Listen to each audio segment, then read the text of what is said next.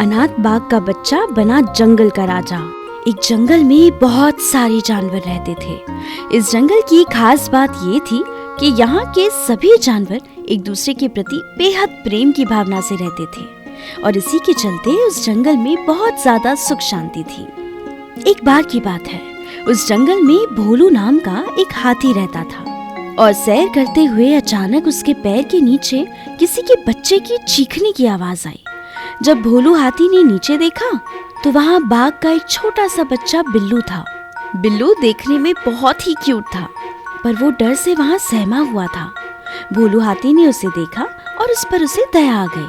उसने देखा कि उसके आसपास कोई नहीं था और वो बाघ का बच्चा बिल्लू एकदम अकेला और अनाथ था। भोलू हाथी ने सोचा कि अगर ये बाघ का बच्चा यहीं रहा तो कोई बड़ा जानवर इसका शिकार कर सकता है, तो इसीलिए भोलू हाथी ने उसे अपने साथ ले जाने के बारे में सोचा और वो उसे अपने घर ले गया। धीरे धीरे भोलू हाथी ने बाघ के उस बच्चे को पालना शुरू कर दिया और दोनों के बीच में रिश्ता बहुत घनिष्ठ हो गया। जंगल के बाकी जानवरों को भी इस बारे में पता चल गया और वो सब भी बाघ के बच्चे को बहुत चाहने लगे और उससे एकदम प्यार से रहने लगे। लेकिन उस जंगल में एक बहुत खूंखार शेर भी रहता था जिसका नाम था कालिया, और कालिया हमेशा बच्चों के शिकार करने के लिए आतुर रहता था। उसे भी किसी ने बताया कि जंगल में एक बाघ का बच्चा है। इस खबर को सुनकर खूंखार शेर ने सोचा कि अगर उसे बाघ का ताजा मांस खाने को मिल जाता है तो मजा ही आ जाएगा। वो कितना स्वादिष्ट होगा। ये सोचकर उसने बाघ के बच्चे का शिकार करने के बारे में सोचा। ये खबर जैसे ही भोलू हाथी तक पहुंची, वो चिंतित हो गया और वो बिल्लू की जान बचाने के लिए बेहद सजग हो गया। हालांकि बिल्लू भी अब धीरे धीरे बड़ा हो रहा था और अब वो उतना छोटा नहीं रहा था।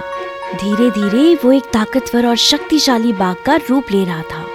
कुछ दिनों बाद मौका पाकर कालिया शेर ने भोलू हाथी के घर पर हमला बोल दिया। उस समय बाघ का बच्चा बिल्लू कहीं खेलने गया हुआ था और घर पर सिर्फ भोलू हाथी ही था। कालिया शेर ने भोलू हाथी से कहा, ओ भोलू के बच्चे, मैंने सुना है कि तू बाघ के एक बच्चे को पाल रहा है। ये सुनकर भोलू बोला, हाँ, लेकिन तुम्हें उससे क्या, वो मेरा बच्चा है और उसकी तरफ अपनी आंख उठाकर भी देखी तो मैं तुम्हें नहीं छोड़ूंगा। शेर को भोलू की बात सुनकर बहुत गुस्सा आया और तुरंत भोलू हाथी पर हमला बोल दिया और उसे मार गिराया।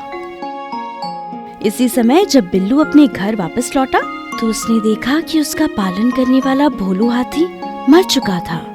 जंगल के बाकी जानवरों ने बताया कि भोलू हाथी की जान किसी और ने नहीं बल्कि उस खूंखार और जालिम शेर कालिया ने ही ली है। ये सुनकर बिल्लू का खून खौल उठा और उसने सोचा कि वो भोलू हाथी की मौत का बदला जरूर लेगा। जंगल के बाकी सभी जानवर भी कालिया से परेशान थे। कहने को तो कालिया जंगल का राजा था, लेकिन उसमें राजा का एक भी गुण नहीं था। वो सिर्फ और सिर्फ जंगल के जानवरों को परेशान करता और उन्हें मारता रहता। पूरा जंगल उसके अत्याचारों से परेशान था। हालांकि बिल्लू ने सोचा कि वो कालिया शेर को सबक जरूर सिखा के रहेगा।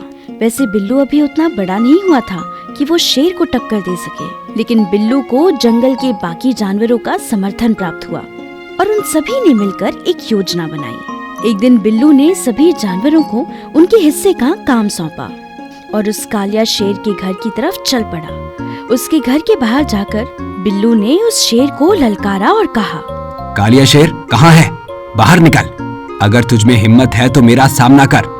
ये सुनकर कालिया शेर को गुस्सा आया और उसने बाहर आकर देखा तो वहाँ कोई और नहीं बल्कि उसका शिकार खड़ा हुआ था। वो बहुत खुश हुआ। उसने कहा, अरे वाह, आज तो शिकार खुद चलकर मेरे पास आया है। इसके बाद बिल्लू पर झपटा, लेकिन तभी उनकी योजना के मुताबिक दो जिराफ जो कि जाल पकड़कर तैयार खड़े थे, उन्होंने वो जाल उस कालिया शेर के ऊपर डाल दिया और वो शेर उस जाल में फंस गया। कालिया शेर को समझ नहीं आया कि उसके साथ अचानक क्या हुआ। उसे जाल में फंसा देख जंगल के सभी जानवर उस कालिया शेर पर टूट पड़े और अपना सारा गुस्सा उस पर निकाल दिया और मार मार कर उसकी जान ले ली। जंगल के सभी जानवर बिल्लू से बहुत इम्प्रेस हुए थे क्योंकि इस अनाथ बच्चे ने जंगल के सभी जानवरों को कालिया शेर के प्रकोप से बचाया था। सभी जानवरों ने सर्वसहमति से बिल्लू को उस जंगल का राजा बनाया और सभी जानवर इसके बाद खुशी खुशी उस जंगल में रहने लगे।